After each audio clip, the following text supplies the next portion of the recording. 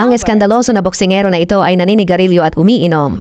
Noon pa man ay ayaw ni Shane Mosley kay Ricardo Mayorga, ngunit matapos insultuhin ni Mayorga ang kanyang asawa, nanumpa siya ng paghihiganti.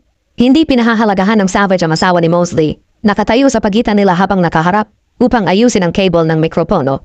At nang tumalikod siya, sinampal siya ni Mayorga sa likod, halos madiskaril ang laban. Nagdulot ito ng malaking iskandalo.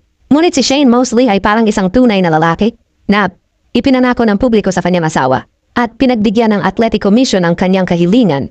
Pagsisisihan ng walang galang na kalaban ang kanyang mga aksyon, ang laban para sa bakanteng WBA Intercontinental title, nag-iinit pala. Iginiit niya na huwag kansilahin ang laban.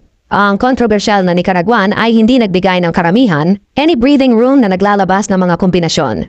Sa tuwing magsasara sila ng distansya, at sa tuwing makakarating si Shane ng suntok, tatawanan lang ito ni Mayorga. Tinutuya siyang tumama ng mas malakas. Ang labanan ay nakipaglaban sa isang galit na bilis. Ngunit